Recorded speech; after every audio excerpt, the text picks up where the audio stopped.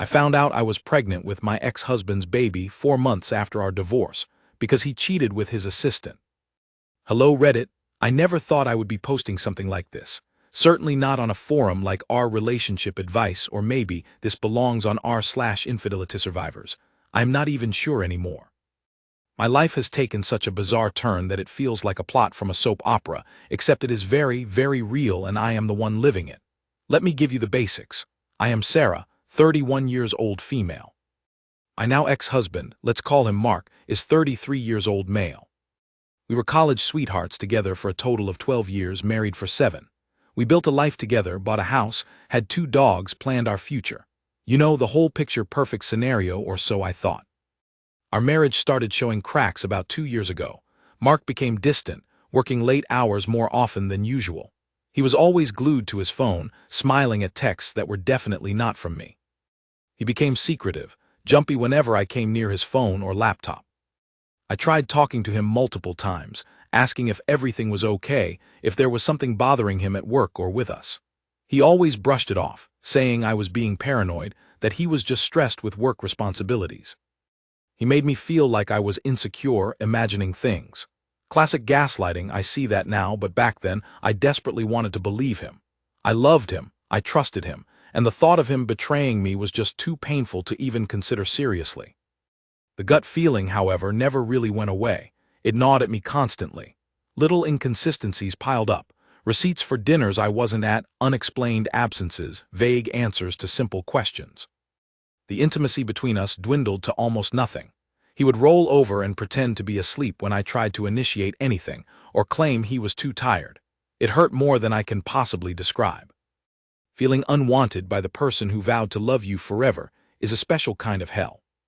The truth finally came crashing down about 8 months ago. It was not a dramatic confrontation or a private investigator reveal. It was much more mundane, almost anticlimactic, but devastating nonetheless. I came home early from a work event because I was feeling unwell. Our house was quiet. I went upstairs to our bedroom, expecting to find Mark asleep or working on his laptop. Instead, the room was empty. I heard noises from the guest bedroom down the hall, which we rarely used. My heart started pounding in my chest. I crept towards the door, which was slightly ajar, and there they were. Mark and his assistant, let's call her Sandra. Sandra is maybe 25, younger than me, obviously. Seeing them together in our home in that way, it shattered me into a million pieces. I did not scream, I did not cry, not immediately. I just stood there, frozen, watching the life I knew disintegrate before my eyes. Mark saw me first. The look on his face was pure panic, then shame, then a strange sort of resignation. Sandra just looked startled, pulling the sheets around herself. I turned around without a word and walked out of the house. I got into my car and just drove, tears finally streaming down my face. I did not know where I was going, I just needed to get away. I ended up at my sister's place, a complete wreck. The aftermath was brutal. Mark tried to apologize, sort of. He said it was a mistake, that it did not mean anything, that he loved me, but the excuse was pathetic. He claimed the stress of work and our perceived issues led him to seek comfort elsewhere. Comfort, in our guest bedroom, with his assistant. It was all such utter bullshit. He was caught red-handed, and his attempts to justify it just made me angrier. Sandra, by the way, showed zero remorse. She apparently felt that their connection was real and that I was the obstacle. The audacity was staggering. I filed for divorce immediately. There was no going back for me. The trust was obliterated, the love I felt was poisoned by the betrayal. The image of them together was seared into my brain. Mark did not fight it much, probably because he knew he had no leg to stand on, and perhaps because Sandra was likely pressuring him. The divorce process was relatively quick, considering. We did not have children, which simplified things legally, though not emotionally. We sold the house, divided the assets, and went our separate ways. The final decree came through about 6 months ago. 6 months of trying to piece my life back together, going through therapy, leaning on my friends and family. It was incredibly hard, lonely work. I cried a lot. I felt waves of anger, sadness, confusion, and sometimes numbness. Fast forward to about 2 months ago, so 4 months post-divorce finalization. I was starting to feel a little more like myself. I was living in a small apartment, focusing on my work, reconnecting with friends, and slowly healing. One Friday night, I bumped into Mark at a mutual friend's birthday gathering. It was awkward, to say the least. We hadn't really spoken much since the divorce details were ironed out. Seeing him brought back a flood of complicated emotions. He was there alone. Sandra was conveniently not present. We ended up talking, mostly surface-level stuff at first. But then, maybe fueled by a couple of drinks and the weirdness of the situation, the conversation got deeper. We talked about our marriage, what went wrong, the hurt, the regrets. He was surprisingly candid, admitting the depth of his screw-up, acknowledging the pain he caused without making excuses this time. He seemed genuinely remorseful, lost even. He mentioned things weren't exactly rosy with Sandra either, that the reality of their relationship post-affair was complicated and stressful. I'm not sure why. Perhaps it was the vulnerability, the shared history, or just a moment of profound weakness on my part, but something shifted. One thing led to another, and incredibly, stupidly, we ended up leaving the party together and going back to my apartment. Yes, Reddit, I slept with my ex-husband, the man who cheated on me, whose betrayal led to our divorce. I know. Call me an idiot, I probably deserve it. It was a colossal lapse in judgment. It felt familiar and comforting in a way, but also deeply unsettling. The morning after was filled with regret and confusion. We barely spoke. He left quickly, and we both implicitly agreed it was a massive mistake that should never be repeated. We texted briefly later, confirming it meant nothing, and was just a weird, isolated incident fueled by alcohol and unresolved feelings. We agreed to maintain distance. I tried to push it out of my mind, chalk it up to a bizarre grief-induced mistake, and move on. I focused harder on my healing, redoubled my therapy sessions, and tried to forgive myself for the momentary lapse. Then about 6 weeks later I started feeling off. Nausea, fatigue, heightened sense of smell. My period was late. At first I dismissed it. Stress can do weird things to your body, right? But the symptoms persisted, and a horrible suspicion started creeping into my mind.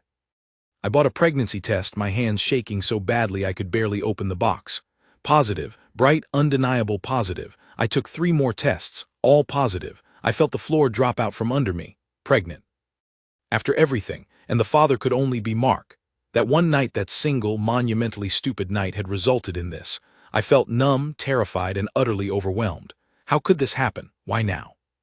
After all the pain, the divorce, the struggle to rebuild my life. It felt like some cruel cosmic joke. I scheduled an appointment with my doctor, who confirmed the pregnancy. I was about 7 weeks along. Reality hit me like a ton of bricks. I was going to have a baby with my ex-husband. The man who was, as far as I knew, still in a relationship with the woman he cheated on me with. My mind raced. What was I going to do? What would Mark say? What would Sandra do? What about our families? The sheer complexity of the situation was suffocating. Telling Mark was one of the hardest things I have ever had to do. I asked him to meet me for coffee, choosing a neutral public place. He looked surprised to hear from me, but agreed. When we sat down, I could barely make eye contact. I stumbled over my words, my heart pounding against my ribs. Finally, I just blurted it out. I am pregnant, and it is yours. His reaction was shock, utter, complete shock. He went pale, speechless for what felt like an eternity. Then came the questions. Are you sure?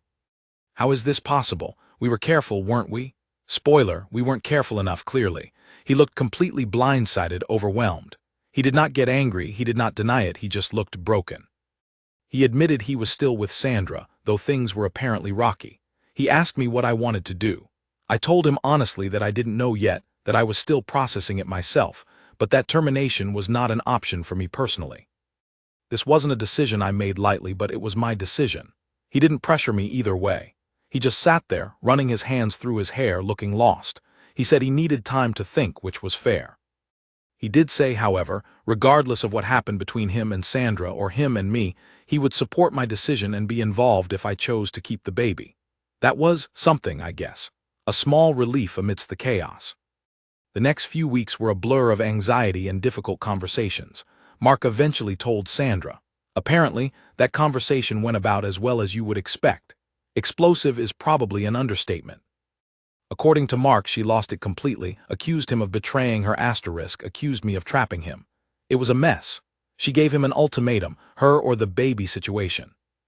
I honestly didn't care much about their drama. My focus was on figuring out my own future and the future of this unexpected child. Telling my family was another hurdle. My sister, who had been my rock through the divorce, was stunned but supportive. She was worried about me. about the emotional toll this would take, but she promised to be there every step of the way. My parents, well, they were shocked and frankly disappointed. Not in the pregnancy itself, they have always wanted grandchildren, but in the circumstances. They adore Mark, or at least they adored the Mark they thought they knew before the cheating. The divorce hit them hard too. Now this news threw them for a loop. My mom cried, asking if this meant Mark and I were getting back together. I had to firmly explain that this pregnancy did not change the reasons we divorced. We were having a baby together, but we were not getting back together as a couple. That was a hard boundary for me. His betrayal wasn't something a baby could magically fix. Mark's parents had a similar reaction. Shock, confusion, a bit of hope for reconciliation, followed by the acceptance that this was the reality. They were surprisingly supportive towards me, expressing concern for my well-being, which I appreciated. Mark and I started having more practical conversations. Child support, custody arrangements, how we would navigate co-parenting while being divorced, and while he potentially had another relationship, though his relationship with Sandra seemed to be imploding rapidly after the news broke. These talks were awkward and emotionally charged, but necessary. We agreed we needed to put the child first, regardless of our personal history or feelings towards each other. We decided to attend co-parenting counseling even before the baby arrived, to try and establish healthy communication patterns. So, here I am, currently about 4 months pregnant. Mark and Sandra officially broke up about a month ago. He says it was inevitable, that the issues were there long before my pregnancy, but this was the final straw. He is now trying to navigate his own mess while preparing to become a father under these incredibly strange circumstances. He has been surprisingly attentive, attending doctor's appointments with me when I allow it. Sometimes I need the space, asking about my well-being, offering help. It is confusing. Seeing this side of him, the responsible, caring side that I fell in love with years ago, juxtaposed with the man who betrayed me so deeply, it messes with my head. There are moments I feel hopeful, that maybe we can build a functional, respectful co-parenting relationship for our child. There are other moments I feel overwhelmed by anger and resentment, remembering the pain he caused. And then there are moments of sheer panic about raising a child in this fractured situation. My friends are divided. Some think this is a chance for Mark to redeem himself. Others warn me to be careful, not to let him hurt me again. Some even whisper about reconciliation, which honestly makes me uncomfortable right now. The wound is still too fresh. I'm trying to focus on myself and the baby growing inside me. I am decorating a nursery in my small apartment, reading parenting books, taking prenatal vitamins. I am trying to create a stable, loving environment for my child, even if it looks completely different from the life I once envisioned. Mark is involved, we are communicating, we are going to counseling. It is not perfect, far from it, but it is a start. We are taking it one day at a time. Reddit, I guess I am posting this to just get it off my chest. It feels so isolating sometimes. Has anyone been through something similar? Co-parenting with an ex who cheated, navigating pregnancy after such a painful breakup. Am I completely crazy for even attempting this? Any advice on how to manage the emotional roller coaster, set boundaries, and build a stable co-parenting dynamic from the wreckage of a marriage? Am I the asshole for getting pregnant with my ex under these circumstances, even if it was accidental? Sometimes I feel judged by everyone around me, just looking for some perspective, I suppose. Update 1. Wow, Reddit. I honestly did not expect such a massive response to my original post. Thank you all so much for the comments, the support, the advice, and even the tough love. Reading through everything has been overwhelming but also incredibly helpful. It made me feel less alone in this utterly bizarre situation. Many of you shared your own stories of complicated co-parenting, infidelity aftermath, and unexpected life turns, and it gave me a strange sense of comfort knowing others have navigated similarly messy paths. A lot of you warned me to be cautious about Mark's sudden change in behavior and his attentiveness. I hear you, loud and clear. Believe me, my guard is up.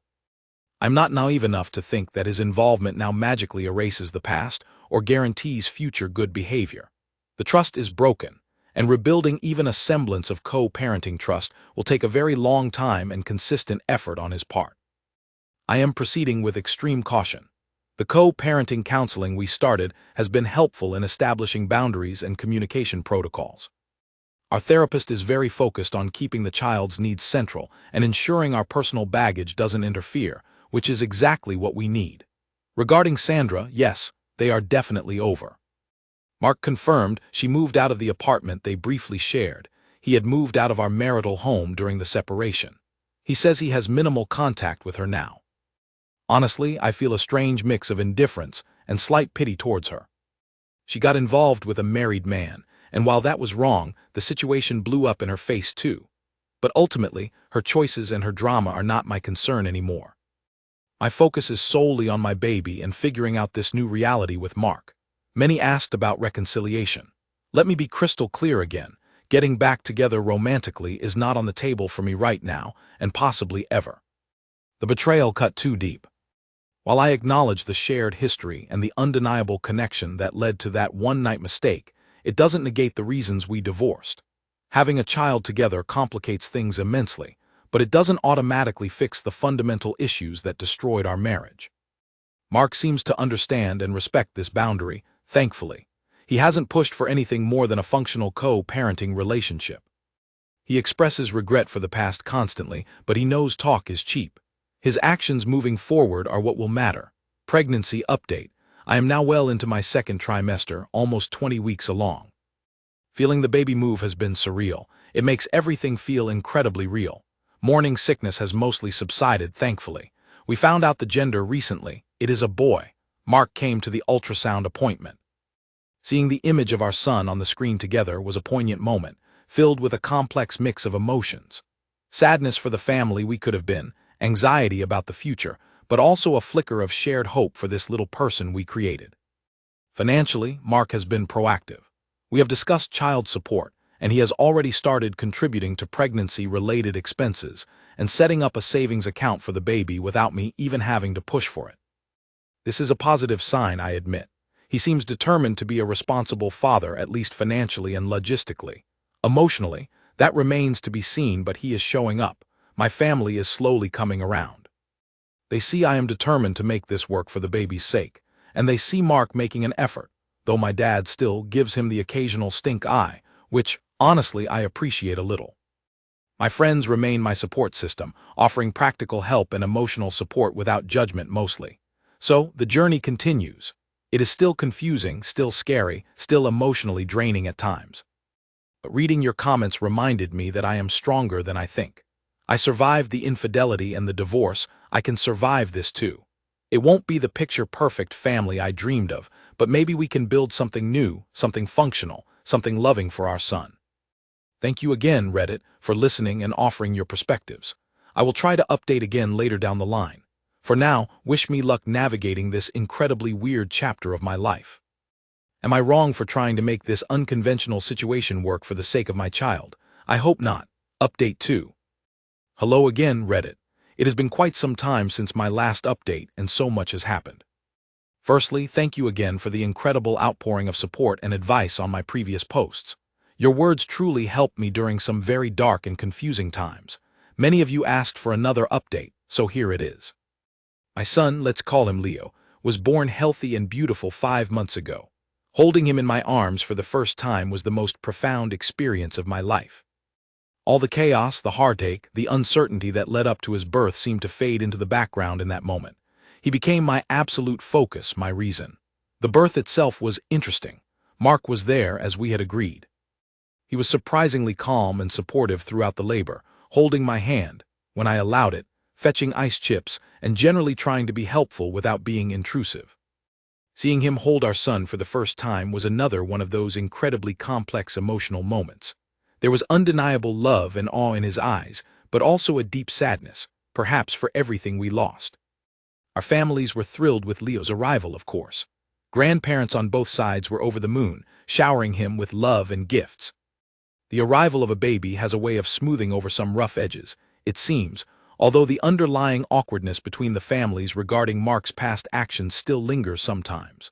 Co-parenting has been a process. It is definitely not easy. Mark and I are navigating this new dynamic day by day.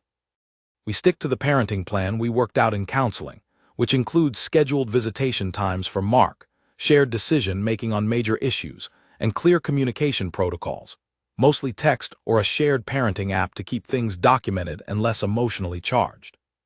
Mark has been consistent. He shows up for his time with Leo. He contributes financially without issue, and he seems genuinely engaged when he is with our son. He is learning how to be a dad, changing diapers, handling feedings, navigating sleepless nights when Leo is with him. Is it perfect? Absolutely not. There are still moments of tension, disagreements about minor things like sleep schedules or introducing solids eventually, and lingering awkwardness. The ghost of his affair and our divorce hangs in the air sometimes. Seeing him interact so lovingly with Leo occasionally triggers pangs of sadness for the family life we were supposed to have, the life he threw away. But I try hard not to dwell on that. Therapy has helped immensely in processing these feelings and focusing on the present reality. My therapist emphasizes that it is okay to have conflicting emotions, relief that he is a good dad, anger about the past, sadness for what was lost. The key is not letting those emotions dictate my actions or poison the co-parenting relationship we are trying to build for Leo's sake. What about Sandra? Apparently, Mark has had zero contact with her since their breakup shortly after the pregnancy news became public knowledge between them. He seems genuinely focused on rebuilding his life in a different way now, centered around his responsibilities as a father. Whether he is seeing anyone else now, I honestly do not know, and frankly, I do not care, as long as it doesn't negatively impact Leo. My focus is on my son and my own healing and happiness. Mark has apologized repeatedly, sincerely, for the pain he caused. He knows he messed up monumentally. While I appreciate the apologies, forgiveness is a complex thing. I have forgiven him enough to co-parent effectively, to be civil, even friendly at times for Leo's benefit. Have I forgiven him completely in my heart for the betrayal? Honestly, probably not yet. Maybe I never will fully, but I have accepted that this is our reality now. We are divorced parents, bound together by our child. Life isn't what I planned, not even close. Raising a baby largely on my own, coordinating schedules with my ex-husband, dealing with the emotional complexities, it is challenging. But seeing Leo smile, watching him grow, feeling his unconditional love, it makes it all worthwhile. I have found a strength I never knew I possessed. I am a mother, and I am doing a damn good job. My career is going well, I have a wonderful support system in my friends and family, and I am building a happy, stable life for myself and my son. Do Mark and I have moments where the old familiarity creeps in? Yes, occasionally. Shared jokes, reminiscences about college days sparked by something Leo does. But we are both very careful not to cross boundaries. The romantic chapter is closed. Our relationship now is solely about being the best parents we can be to Leo. Maybe down the road, years from now, things could look different, but that is not something I am even considering. My priority is Leo and ensuring he grows up feeling loved, safe, and supported by both his parents, even if they live in separate homes. So that is where things stand. We are making it work, one day at a time. It is messy, unconventional, and sometimes emotionally exhausting. But it is also filled with the immense joy that Leo brings. For anyone going through something similar, my advice is, focus on the child, set firm boundaries, communicate clearly, even when it is hard, get professional help, therapy, counseling, and lean on your support system. And most importantly, be kind to yourself. You are stronger than you think. Thank you, Reddit, for being a part of my journey. It has been unexpectedly helpful to share and receive feedback here. We are not a traditional family, but we are finding our own way, and for now, that is enough. Thank you for watching. If you haven't subscribed yet, please do so and hit the notification bell to stay updated with more shocking real-life stories happening around you.